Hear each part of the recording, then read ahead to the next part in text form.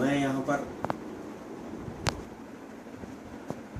ہمارے ملک ہندوستان میں پچھلے کچھ عرصے سے خصوصاً بالخصوص آندھرا پردیش، ریاست آندھرا پردیش میں پچھلے 3-4 سال سے RSS VHP بجرنگ دل کے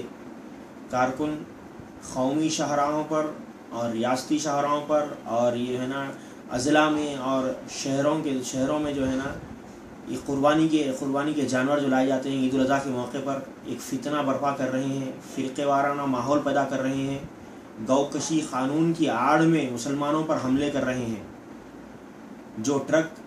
جانوروں کو لے کے آتے ہیں ان ٹرکوں کو راستے میں رکاتے ہیں وہ لوگ، اور رکا کر جانور کو لوٹتے ہیں اور لانے والے ہمارے مسلمان بھائیوں پر حملے کرتے ہیں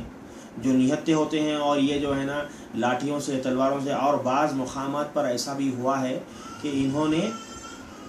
گیس کا تیل اور پیٹرول وغیرہ ڈال کر بھی ان کو جلانے کی کوشش کی ہے۔ پچھلے سال واقعی ہوئے شاد نگر میں جہاں پر پیٹرول ڈال کر جلانے کی کوشش کی گئی مسلمان نوجوانوں کو۔ تو اس سلسلے میں ان سارے حالات کو مد نظر رکھتے ہوئے میں نے ہائی کورٹ میں ایک پبلک انٹرسٹ لٹیگیشن یعنی مفاد عامہ کی درخواست میں نے ہائی کورٹ میں داخل کی تھی، جس پہ میں نے عدالت عالیہ سے یہ درخواست کی تھی کہ اس قسم کا شر برپا کرنے والے فرقے وارانہ تنظیموں کے خلاف پولیس کوئی کارروائی نہیں کر رہی ہے، تماشائی بن کر پولیس بیٹھی ہوئی ہے، بلکہ کئی مقامات پر پولیس خود ان کو پشت پناہی دے رہی ہے اس طرح کے کاموں پر۔ لہذا پولیس جو قانون نافذ کرنے والی ایجنسی ہے، جس کو چاہیے کہ قانون نافذ کیا جائے اور لا اینڈ آرڈر کو برقرار رکھا جائے، اگر وہ اس طرح کی حرکتیں کرنے لگے گی تو شہری کسی پر بھی بھروسہ کرنا چھوڑ دیں گے اور وہ احساس عدم تحفظ کا شکار ہو جائیں گے۔ لہٰذا میری اس درخواست کو قبول کرتے ہوئے میری اس درخواست کے ہیئرنگ کے دوران جج نے ان ساری چیزوں کو دیکھتے یہ کہا، مجھے یہ جو ہے نا ڈائریکشن دیا ہے کہ آپ جو ہے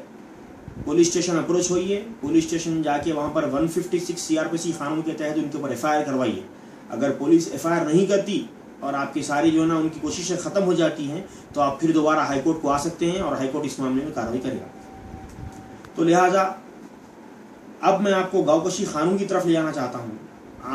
Andhra Pradesh prohibition of cow slaughtering and animal preservation act 1977 یہ قانون ہے جو ہماری ریاست میں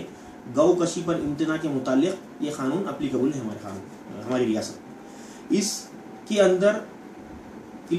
اندر جو ہے نا واضح طور پر یہ وضاحت کر دی گئی ہے کہ امتناع مشروط امتناع ہے، یعنی کنڈیشنل پروہیبیشن، مطلب مکمل طور پر پابندی نہیں ہے۔ اگر ویٹرنری ڈاکٹر سے یا پھر کمپیٹنٹ اتھارٹی کا مطلب وہ جنرل باڈی اور وہ گروپ جس کو حکومت آندھرا پردیش اپوائنٹ کرتی ہے اس قانون کے تحت اپنے کام کو انجام دینے کے لیے، اس کو کہتے ہیں کمپیٹنٹ اتھارٹی۔ تو وہ اتھارٹی کو جو ہے نا یہ حق حاصل ہے کہ وہ ایک سرٹیفکیٹ ایشو کریں، اور وہ سرٹیفکیٹ کی بنیاد پر لوگ گائے خرید سکتے ہیں، گائے بیل یا بڑے جانور خرید سکتے ہیں اور لا کے اسے ذبح کر سکتے ہیں۔ اور دوسری چیز ہے اس میں، اگر کوئی بغیر سرٹیفکیٹ کے اگر جانور لا رہا ہے تو اس کو کون پکڑے اور اس کو کون قانونی کارروائی کرے، یہ بھی جو ہے نا ایک آندھرا پردیش گورنمنٹ کا جیو ہے،